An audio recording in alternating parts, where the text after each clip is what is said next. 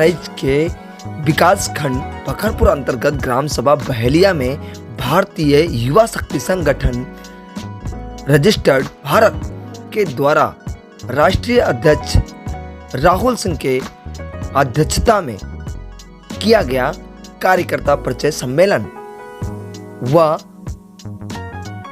संगठन विस्तार। लेकिन बहराइच को भी क्या कोई सर्च करता है नेट पर?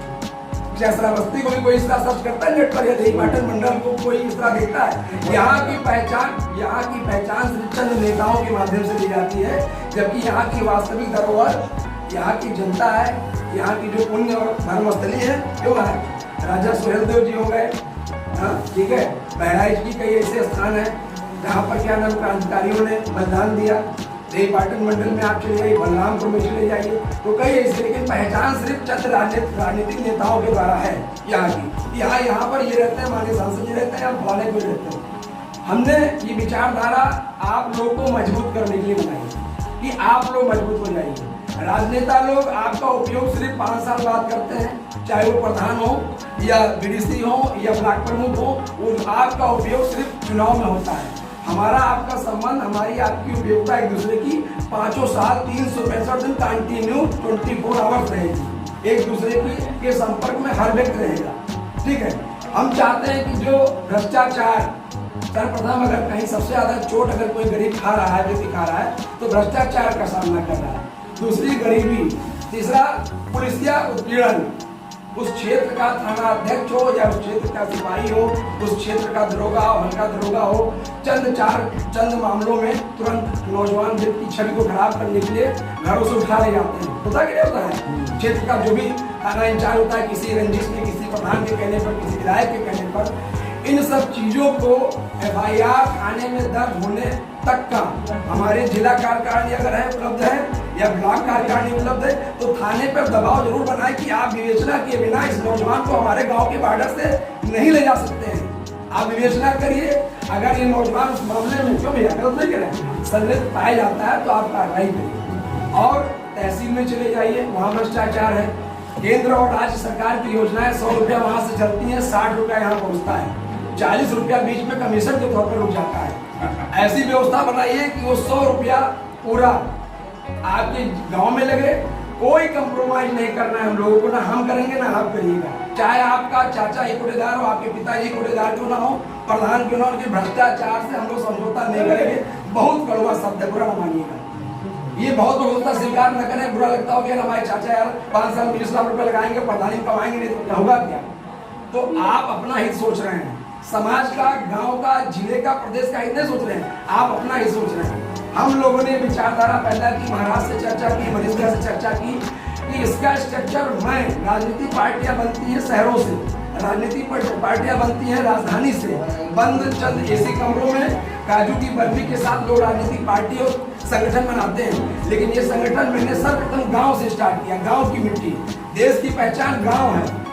देश कहीं से निकल कर जाता है लोकसभा में, तो असली धरोहर गांव है। ग्राम पंचायत के लोग जिसको सत्ता में बैठाना चाहते हैं वो बैठते हैं। इसलिए मैंने इसको शहर में मिट्टी नहीं रखी, मैं जिले में मिट्टी रख सकता था, जिले में, लेकिन मैंने जिले में नहीं रखी, मैंने मिट्टी रखी है गाँव। आज बहेलिया में है तो कल हो सकता है मझारा में हो, परसों मिर्जापुर के किसी गाँव में हो, परसों इलाहाबाद के किसी गाँव में हो, और उसके बाद हो सकता है दिल्ली में हो। जैसे क्रांतिकारियों ने देश को आजाद कराने के लिए एकजुट हो गए थे, वैसे आज हमको समाज में सद्भावना और एकता, अखंडता को बनाने के लिए सबको मुट्ठी पकड़कर, एक दूसरे का हाथ पकड़कर खड़े होना पड़ेगा।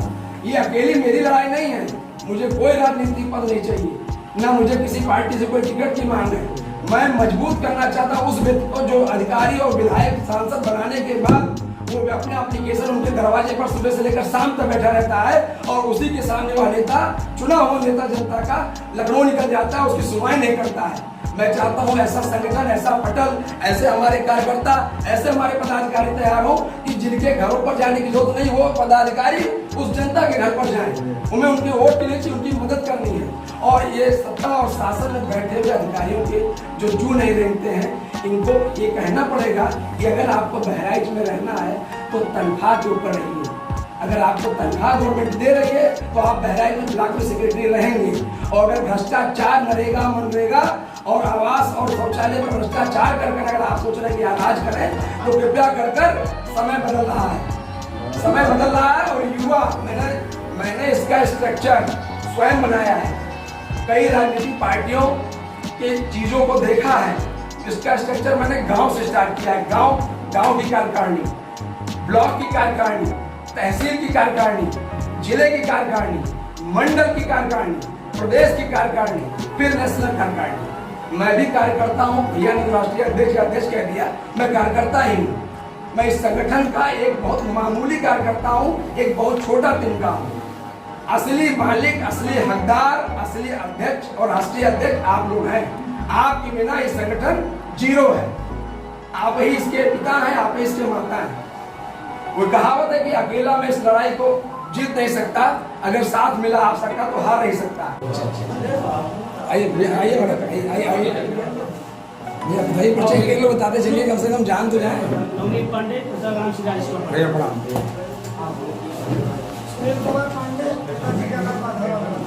हाँ बोलो, बताते चलिए परिचय।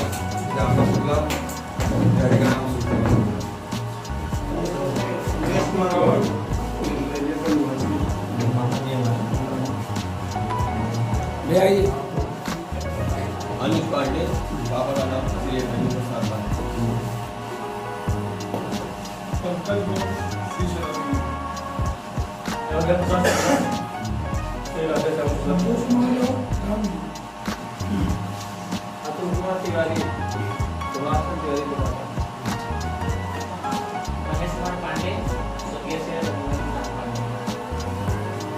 महाराज बताओ ये आपका परिचय है, इन लोग तो जानते हैं।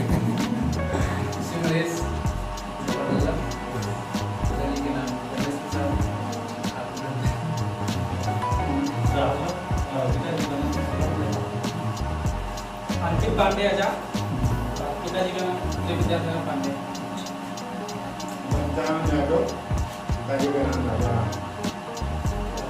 बाबा सबसे पीछे वाले कुछ ज्यादा है हमें। बताइए